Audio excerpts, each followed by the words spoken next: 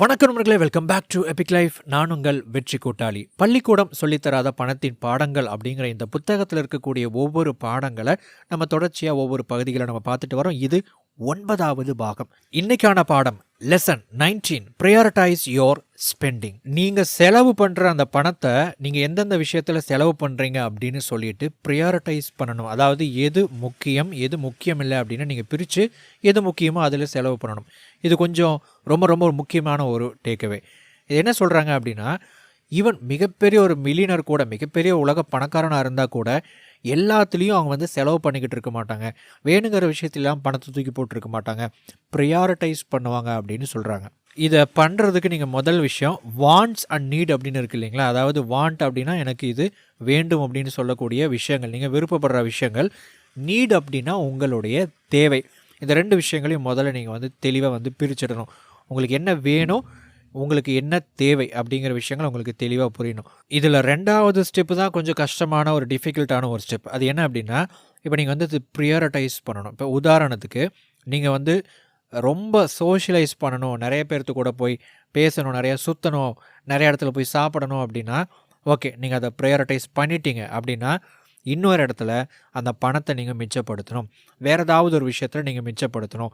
உங்களுடைய கார் வாங்குகிற ஒரு விஷயத்தில் சரியான ஒரு கார் வாங்கிறது, சரியான ஒரு வீட்டை தேர்ந்தெடுக்கிறது அப்படின்னு சொல்லிட்டு வேறு ஒரு இடத்துல நீங்கள் குறைக்கணும், இன்னொரு இடத்துல அதை கூட்டணும். அப்போ எந்த இடத்துல நீங்கள் கூட்டணும் அப்படின்னா உங்களுக்கு எது ரொம்ப ரொம்ப ரொம்ப இம்பார்ட்டன்ட். சரி, அந்த இம்பார்ட்டன்ட் அப்படின்னு ஒரு விஷயம் இருக்குது இல்லைங்களா. எது இம்பார்ட்டன்ட்னு நான் எப்படி தெரிஞ்சுக்கிறது? முதல் விஷயம், நீங்கள் எந்த விஷயத்தில் அதிகமாக ஈடுபட்டீங்க அப்படின்னா நீங்கள் இன்னும் நல்லா ஒர்க் பண்ணுவீங்க, இன்னும் நல்லா சம்பாதிக்க முடியும். அது முதல் விஷயம். உங்களுடைய தொழில் சார்ந்த சில விஷயங்களாக இருக்கலாம். இப்போ சில பேருக்கு நிறைய ட்ராவல் பண்ணணும் அப்படின்னு இருக்கும்.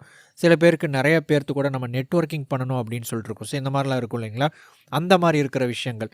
சில பேருக்கு இந்த மாதிரியான விஷயங்கள் நான் ஃபோக்கஸ் பண்ணேன் அப்படின்னா நான் இன்னும் நல்லா ப்ரொடக்டிவாக ஒர்க் பண்ணுவேன், கொஞ்சம் மைண்டு ரெஃப்ரெஷ் ஆகும் அப்படின்னு சொல்லிட்டு சில விஷயங்கள் இருக்கும்.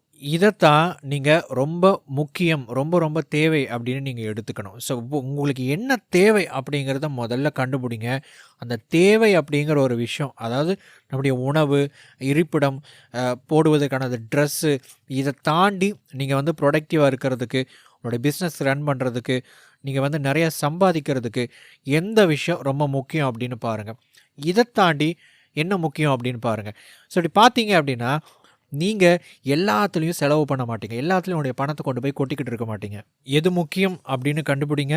சில நேரத்தில் நீங்கள் முக்கியம் இல்லாத விஷயத்தையும் முக்கியம்னு நினச்சிட்டு பணத்தை நீங்கள் செலவு பண்ணுற மாதிரியான சில விஷயங்கள் இருக்கும். அதை தவிர்க்கிறதுக்கு முயற்சி பண்ணிட்டாவே நீங்கள் சரியான விஷயத்தில் சரியான செலவு செய்யக்கூடிய ஒரு மனிதனாக மாற முடியும். Lesson 20, don't underestimate the cost of ownership. நீங்கள் எந்த ஒரு பொருளை வாங்குறதுக்கு முன்னாடியும், ஓன் பண்ணுறதுக்கு முன்னாடியும் நீங்கள் அதோட ஓனர்ஷிப்னு ஒரு விஷயம் இருக்குது இல்லைங்களா, அதுக்குன்னு ஒரு விலை இருக்குது. அதை நீங்கள் குறைச்சி மதிப்பிடாதீங்க. இப்போ ரிச் டாட் புவர் டாட் புத்தகத்தில் சொல்லியிருப்பாங்க, இந்த காரு, வீடு இதெல்லாம் சொத்துக்கள் அல்ல, பொறுப்புகள், லையபிலிட்டிஸ் அப்படின்னு சொல்லுவாங்க. காரணம் என்ன அப்படின்னா, ஒரு கார் வாங்குகிறோம் அப்படின்னா அந்த கார் நிறையா பணத்தை நம்மக்கிட்ட இருந்து எடுத்துக்கிட்டே இருக்கும் அப்படின்னு ஒரு கருத்தை ராபர்ட் கியோசாக்கி சொல்லியிருப்பார். கிட்டத்தட்ட அதே மாதிரி தான். ஆனால் எந்தெந்த விதத்திலிருந்து நம்மக்கிட்ட இருந்து ஒரு லையபிலிட்டி, ஒரு பொருள் அல்லது ஒரு நம்ம ஓன் பண்ணுற விஷயம் பணத்தை எடுத்துக்கிட்டு இருக்கு அப்படின்னு நமக்கு முன்கூட்டியே தெரிஞ்சுக்கணும்னு இந்த புத்தகம் சொல்லுது. இப்போ உதாரணத்துக்கு நீங்கள் ஒரு கார் வாங்க போகிறீங்க அப்படின்னு வச்சுக்கலாம். நீங்கள் என்னென்ன விஷயங்களை விசாரிப்பீங்க? முதலாவது அந்த காரோட ஆன் ரோட் ப்ரைஸ் என்ன அப்படின்னு விசாரிப்பீங்க. 2வது மைலேஜ் என்ன அப்படின்னு விசாரிப்பீங்க.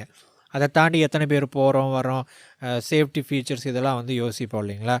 இதை தாண்டி சில விஷயங்கள் இருக்குது. என்ன அப்படின்னா இன்சூரன்ஸ். ஒவ்வொரு வருஷத்துக்கும் எவ்வளோ இன்சூரன்ஸ் நான் பே பண்ணணும். ஒரு காரோட விலை எந்த அளவுக்கு அதிகமாக இருக்கோ அந்த அளவுக்கு இன்சூரன்ஸ் தொகையும் அதிகமாக இருக்கும். 2வது மெயின்டெனன்ஸ். ஒரு காருக்கு கண்டிப்பாக சர்வீஸ் காஸ்ட் எவ்வளோ ஆகுது, அந்த ஸ்பேர் பார்ட்ஸோட காஸ்ட் எல்லாம் எவ்வளோ ஆகுது, அதோடு இந்த ஆயில் சேஞ்ச் பண்ணுறது, அந்த கார் வாஷ் பண்ணணும், அது அப்போ தான் நம்ம மெயின்டைன் பண்ண முடியும். ஸோ இது எல்லாம் கால்குலேட் பண்ணி பார்க்கணும். அடுத்தது மைலேஜ். ஒரு நீங்கள் வாங்குகிற கார் டீசலாக பெட்ரோலாக இருக்கலாம். ஸோ அது எவ்வளோ மைலேஜ், நான் எவ்வளோ மந்த்லி ஓட்ட போகிறேன், எவ்வளோ மைலேஜ் அது கொடுக்க போகுது, எவ்வளோ எனக்கு அது பணம் செலவாக போகுது அப்படிங்கிற ஒரு விஷயம். இப்போ டோல்ஸ் யூஸ் பண்ணுறீங்க, நிறையா டோல்ஸ், நான் ஒரு பைபாஸ் ரோட்டில் போக போகிறேன், டோல்ஸ் அதிகமாக இருக்க போகுது அப்படின்னா அதுக்கு எவ்வளோ சார்ஜ் ஆகும். ஸோ இதுதான் வந்து காஸ்ட் ஆஃப் ஓனர்ஷிப். கம்ப்ளீட்டாக ஒரு வருஷத்துக்கு ஒரு கார் எடுக்கிறீங்கன்னா அந்த எடுத்த தேதியிலேருந்து ஒரு வருஷத்துக்குள்ளே எவ்வளோ பணம் நீங்கள் செலவு பண்ணியிருப்பீங்க.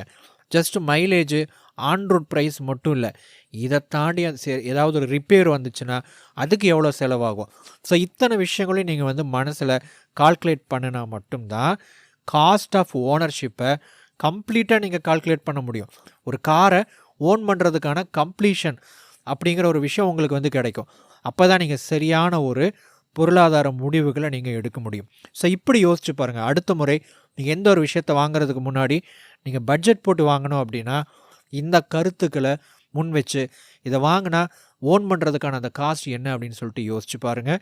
யோசித்து பார்த்ததுக்கப்புறம் அதுக்கு தகுந்த மாதிரி நீங்கள் வந்து பிளான் பண்ணுங்கள். இந்த புத்தகத்தில் இருக்கக்கூடிய அடுத்தடுத்த பாடங்களை அடுத்தடுத்த வீடியோக்களில் பார்க்க போகிறோம். தொடர்ச்சியாக நம்ம எபிக் லைஃப் சேனலோடு இணைந்திருங்கள். அடுத்த வீடியோவில் சந்திக்கலாம்.